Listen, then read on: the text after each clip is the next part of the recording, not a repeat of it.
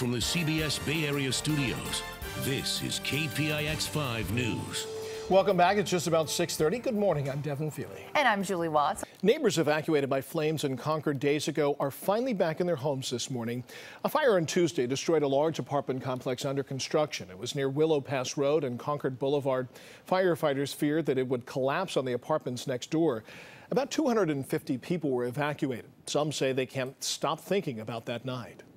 Just a wall of fire. Just like you open the door and it's just there, everything was engulfed. Like it was just fire. Neighbors say the smell of smoke is still in the air. Apartment managers are offering new air filters to tenants who ask for them. Investigators are still looking for the cause of that fire. PG&E is on the hook for $97.5 million. State regulators just fined the agency for improper back-channel communications following that 2010 San Bruno pipeline explosion. The penalty requires PG&E to pay $6 million each to the cities of San Bruno and San Carlos, and another $12 million to the state's general fund. PG&E will also have to forego $63.5 million in revenue that it would have collected from customers in 2018 and 2019, and another $10 million next time the Public Utilities Commission sets PG&E's rates. And no, PG&E will not be able to pass the costs or the fines on to customers. A CHP officer is recovering this morning after being dragged along a freeway. It happened yesterday on 80 eastbound in San Francisco, approaching the Bay Bridge. The CHP says the officer pulled a car over. The woman behind the wheel gave him a fake ID. Then she tried to speed away, dragging the officer about 1,000 feet. That driver is now under arrest and 2 passengers are being questioned. The injured officer is expected to be okay. The state's new voter guides are in the mail, but 3 major candidates in the governor's race, they've been left out. When you get the guide, you'll notice front-runner Gavin Newsom is not pictured. Neither are fellow Democrats Antonio Villaraigosa or John Chang. Now, the Secretary of State's office says there's a disclaimer in that guide noting that any candidate who did not agree to the state-mandated campaign finance reform would be left out of that guide. And KPIX political analyst Melissa Kane says that could have an impact. In a case like the current governor's race, where there are so many undecided voters, and there are candidates who are well known in certain pockets but not in others. So if there is any kind of election where the voter guides matter, it's this one. Now, the law on campaign finance reform, which is keeping these names off the guide, was part of a package of election laws approved by voters back in the year 2000. Jackie Ward joins us now with an update on the case. Good morning, Jackie. Yeah, good morning to you both. Members of the public finally got to see what the suspected Golden State Killer looks like in person. He was in court yesterday facing murder charges for Katie and Brian Maggiore. Police say he killed 12 people and raped at least 45. Joseph D'Angelo, the 72-year-old suspected murderer, was in a wheelchair as he faced a judge for the first time. We asked his attorney why, but she couldn't comment, saying frustratingly that she hasn't been able to ask him.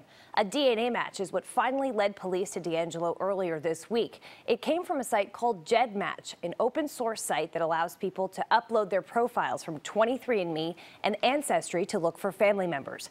Victims' family and people who remember the gruesome crime spree showed up to see D'Angelo for themselves. So we're well aware of where his crimes have taken place, and it really is still just amazing that he lived in plain sight all of these years, 7 miles from my house. D'Angelo was living in Citrus Heights, one of the very neighborhoods he allegedly terrorized in the 1970s and 80s. Investigators are now combing through every inch of his home and yard, looking for things the East Area rapist had supposedly taken after his attacks. D'Angelo is a former police officer. He left the force when he was caught stealing a can of dog repellent and a hammer from a convenience store. Julie? Thanks, Jackie. Now, D'Angelo isn't the first person identified by DNA in this case. We just learned that investigators actually misidentified a 73-year-old Oregon man as a possible suspect in the Golden State killings last year. They were using the same genetic profiling methods. They say that man exhibited a rare genetic marker also found in Joseph D'Angelo's DNA.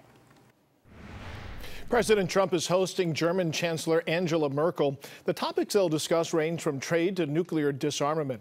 President Trump is insisting the 2 leaders share a stronger bond than people believe, even though they don't see eye to eye on issues including tariffs, climate change, and the Iran nuclear deal.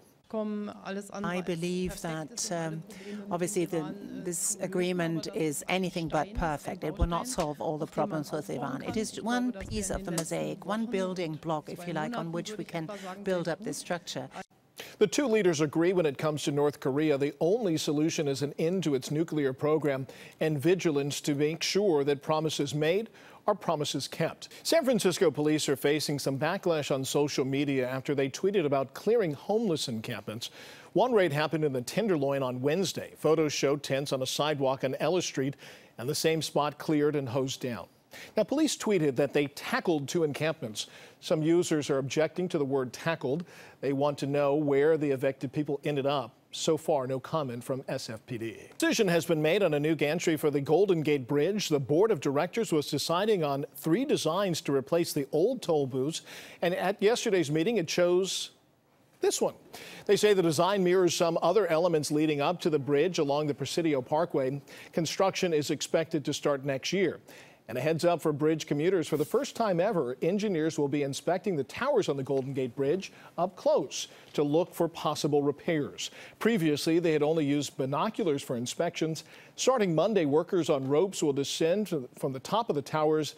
The inspections will take about a week. It is now time for your final 5. 2 days after his conviction, Bill Cosby has already started life as an inmate.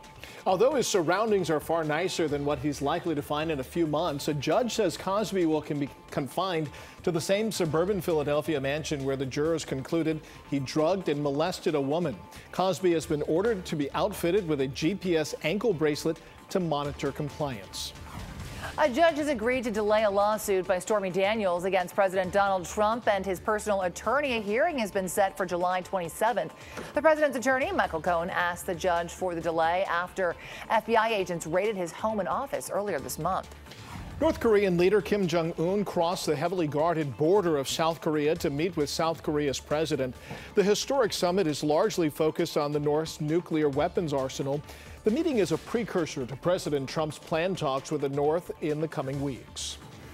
Hundreds of people forced out of their homes by a fire in Concord are finally returning to their apartments. A huge complex that was under construction caught fire earlier this week. Around 250 people were evacuated. Investigators are still looking into the cause of the fire. And an update now on a breaking story in Berkeley where a large power pole was damaged during a traffic accident. Ashby Avenue is now closed between Acton and Mabel Streets because the power pole is in danger of falling over. Berkeley police say the driver and at least one passenger fled on foot, although one occupant left a purse in the vehicle, complete with ID.